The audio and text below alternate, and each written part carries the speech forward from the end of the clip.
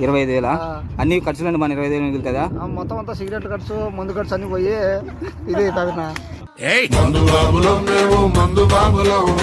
తాగుబోతంటే ఎందుకంత చులకనా తాగి వాగేది పచ్చి నిజం గనకనా.